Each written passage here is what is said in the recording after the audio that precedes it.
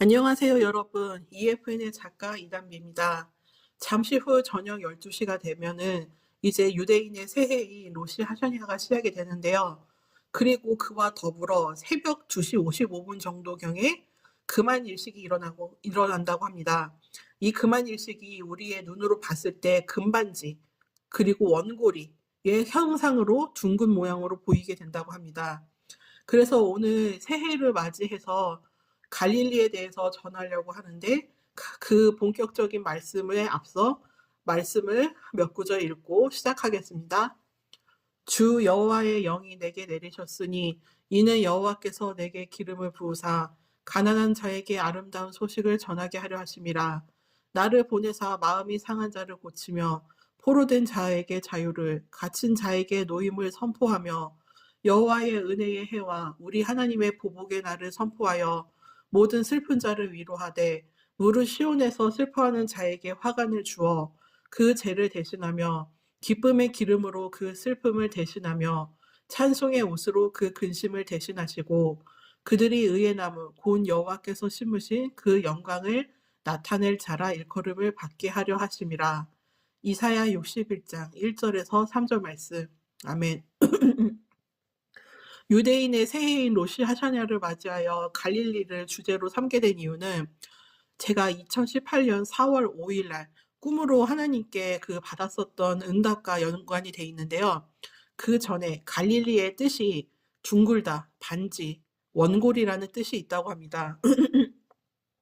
이 갈릴리는 예수님께서 성생하신 곳이며 또 예수님께서 공생의 기간 동안에 가장 많은 일을 하신 곳이기도 합니다.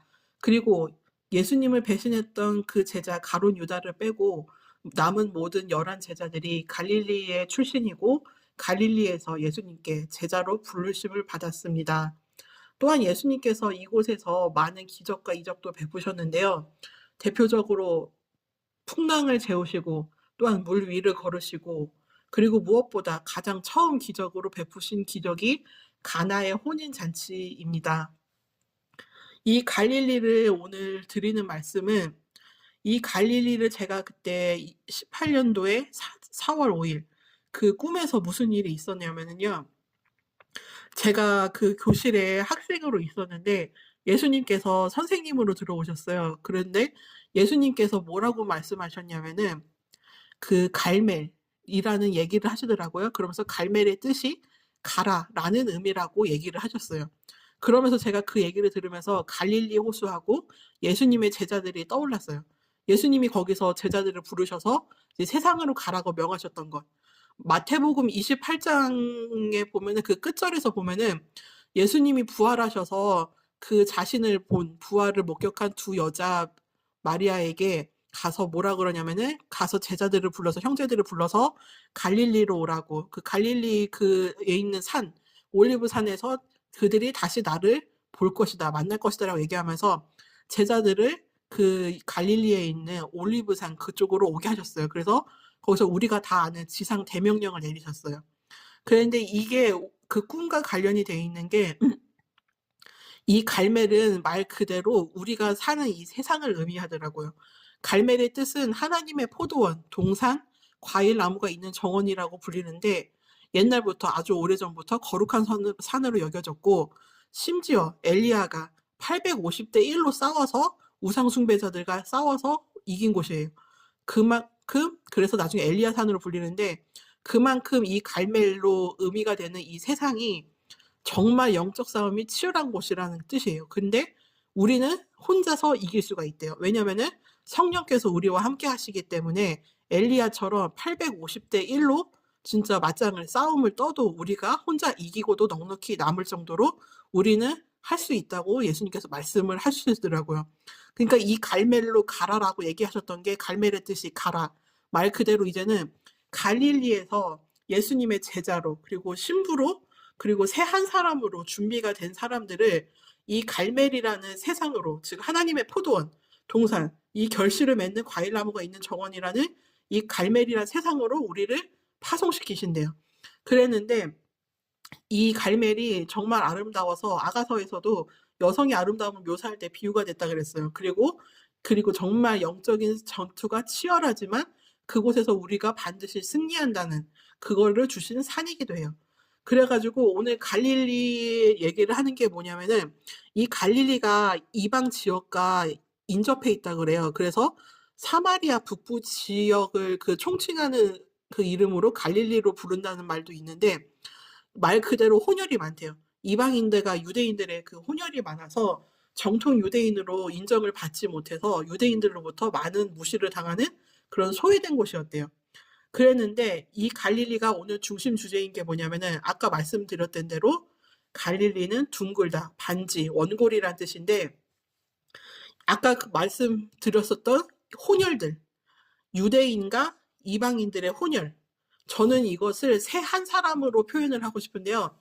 아까 둥글다, 원고리, 반지 말 그대로 원을 의미하는데 이 갈릴리가 원이라는 게 무엇이냐면은 성경에서 말하는 원 모양은 연합을 상징해요. 그래서 제가 이 혼혈들을 말 그대로 새 한 사람으로 비유하는 게 우리가 곧 이스라엘과 그리고 이제 우리 이방인인 우리가 이제 교회가 이스라엘과 하나가 돼서 새 한 사람이 탄생하게 될 텐데 그래서 예수님께서 갈릴리를 제자들을 부르는 곳, 새 한 사람이 탄생하는 곳으로 부르셨어요. 그리고 두 번째로는 제자들을 불러서 이제 제자들로서 성장시키고 연단시키고 훈련시키는 곳이 갈릴리였어요. 그리고 또한 갈릴리가 세계에서 가장 낮은 위치에 있는 담수호라고 했어요. 이게 무슨 의미냐면은 진짜 가장 낮은 곳에서 가장 낮은 자들을 부르셨고 그러한 자들이 갈멜이라는 그 세상으로 파송을 받게 된대요.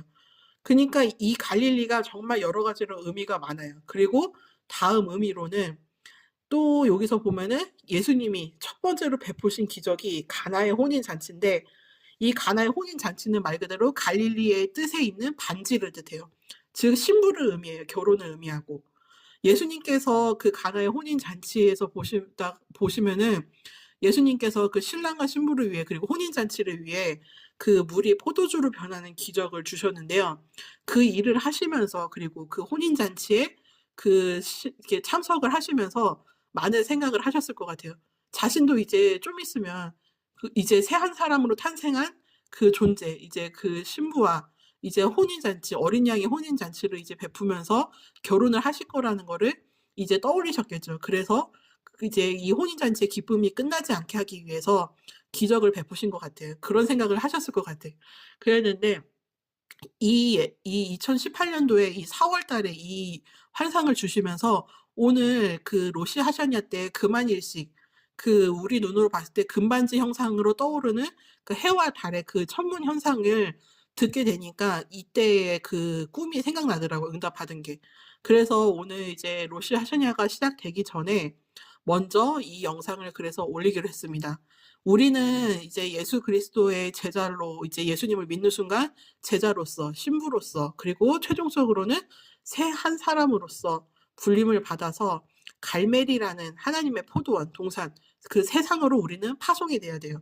근데 예수님이 뭐라 그러셨냐면은 그 수많은 이리 가운데로 양 한 마리를 보내는 것 같다라고 말씀을 하셨어요.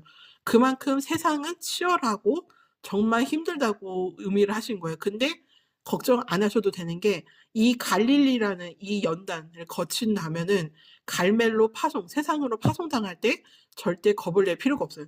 왜냐하면은 예수님은 준비된 자를 세상으로 파송하시고 주의 일을 시작하게 하시지 아무것도 준비되지 않은 상태에서 절대 내보내시지 않아요. 왜냐하면은 우리가 그 수많은 이리 가운데 아무 힘 없는 그 어린 양으로서 보내지 않으셔요. 왜냐하면 우리가 죽을 거 아니까. 근데 이 갈릴리라는 곳에서 우리를 새 한 사람으로 신부로 제자로 부르셔 가지고 이곳에서 우리를 연단시키시고 훈련시키셔서 왕으로 제사장으로 만드십니다. 그런 다음에 갈멜로 이제 가라고 세상으로 가라고 이제 파송을 하십니다. 그게 마태복음 28장의 끝절에서 나오는 지상 대명령인데요. 오늘 아까 처음에 읽었던 이사야 말씀 61장 그 말씀이 이 갈릴리와도 연관이 된 게 뭐냐면은 이 61장의 이사야 말씀이 원래는 예수님에 대해서 얘기가 나온 건데요. 예수님에 대한 예언. 실제로 예수님이 나중에 이 말씀을 읽으시고 오늘 너희 귀에 이 글이 오늘 너희 귀에 응하였느니라 하면서 이사야 61장 1절에서 3절의 말씀이 이제 예수님이 오심으로 말미암아 그 예언이 이루어졌다라고 선포를 하셨어요 딱.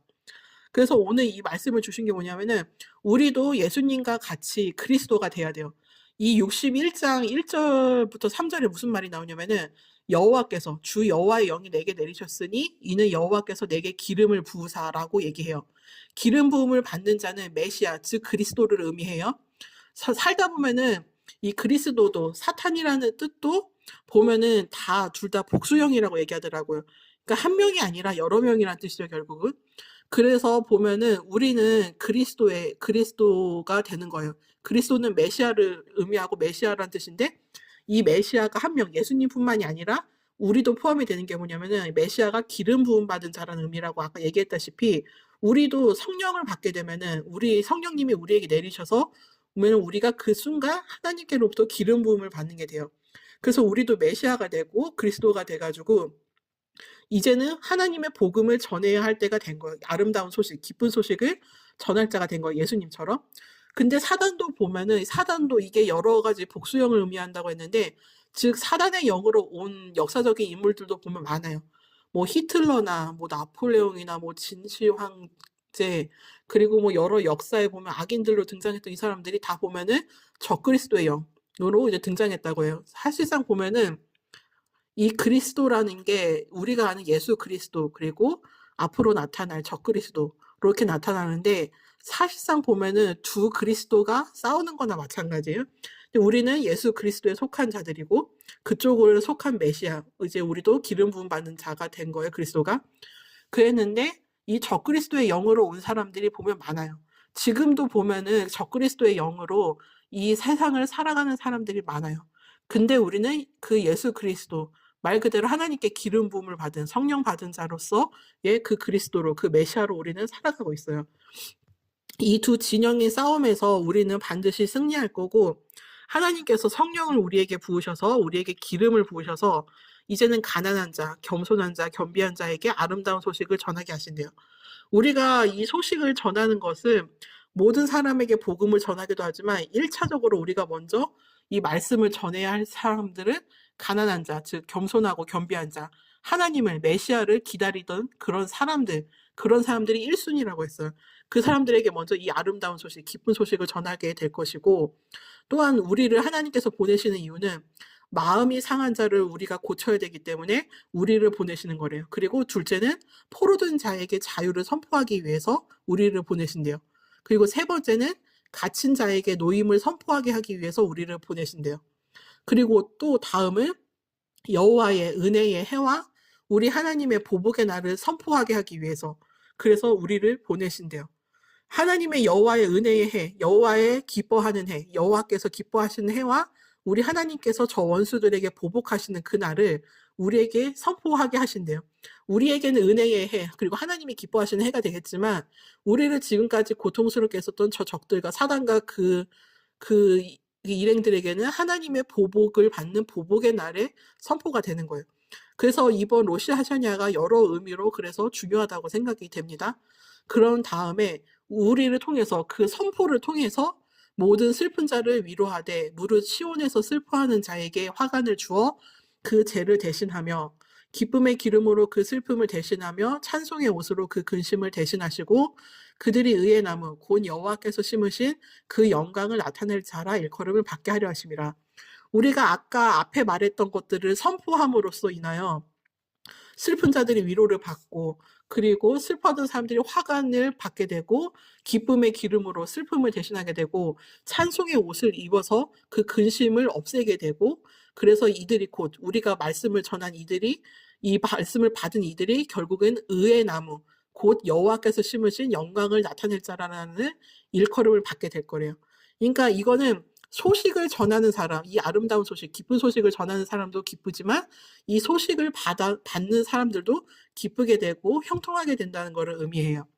그런데 이제는 우리가 이제 믿음이 없었을 때, 초신자였을 때는 이 기쁨의 소식을 듣고 의의 나무가 되었지만 이제는 이 의의 나무가 된 우리는 이 갈릴리에서 하나님의 연단이라는 이 갈릴리를 통해서 이제는 주 여호와의 영이 내려서 이 모든 겸비한 자들, 겸손한 자들, 즉 메시아를 기다리던 자들에게 아름다운 소식을 전하는 이제 선포자가 돼야 돼요 이제는 예수님처럼. 예수님께서 오셔서 하신 일이 말 그대로 우리의 마음을 상한 마음을 고치시고 포로된 자에게 자유를 갇힌 자에게 노임을 선포하셨고 하나님의 여호와의 은혜의 해와 우리 하나님의 보복의 날을 선포하셔서 진짜 이 이사야 61 장의 그 말씀 1 절 3절 말씀을 그대로 행하셨어요 영적으로 육적으로. 그렇기 때문에 우리도 이제는 이 말씀을 받은 사람들로서 살아가게 되길 원하고 그러한 의미로 오늘 갈릴리라는 것에 대해서 전해 드렸습니다. 이제 마지막으로 이제 기도하고 끝내겠습니다. 하나님 아버지 감사드립니다. 새롭게 시작되는 유대인의 새해 로시 하샤냐를 통하여 갈릴리를 다시 상기시켜 주시고 떠올리게 해 주심을 감사드립니다. 아버지 이 갈릴리에서 우리가 충분히 신부로서 제자로서 새 한 사람으로서 하나님이 원하시는 하나님의 형상이 되어 하나님께서 정말 아름답게 가꾸고자 하시는 이 갈멜이라는 세상으로 아버지 우리를 파송하여 주옵소서. 직접적으로 세상으로 나가 복음을 전하거나 아니면 간접적으로 다른 방법들로 여러 가지 방법으로 하나님의 복음을 전하는 자들이 되게 하여 주옵소서. 우리의 발이 예수 그리스도의 발이 되게 하옵시고 우리가 기름 부음을 받은 그리스도들로 메시아들로 이제는 살아가게 되게 하여 주옵소서. 그래서 아버지 적그리스도의 진영과 그리고 예수 그리스도의 이 진영 두 싸움에서 우리가 넉넉히 싸워 승리하고도 남게 되게 하여 주옵소서. 이제는 아버지 우리가 예수 그리스도의 신부로서 이제는 혼인잔치를 준비할 때가 되었사오니 아버지께서 베푸시는 징조를 보고 정말 모든 그리스도인들이 깨어나고 심지어는 예수님을 믿지 않는 그 모든 사람들조차도 예수님의 살아계심을 그 두 눈으로 직접 목격하고 두 귀로 직접 듣게 되어 이제는 하나님의 살아계심을 인정하지 않을 수 없는 그러한 상황이 되게 하여 주옵소서. 하나님께서 스스로 이제 그 보좌에서 일어나셔서 자신의 영광을 스스로 취하시고 이제는 행하여 주옵소서.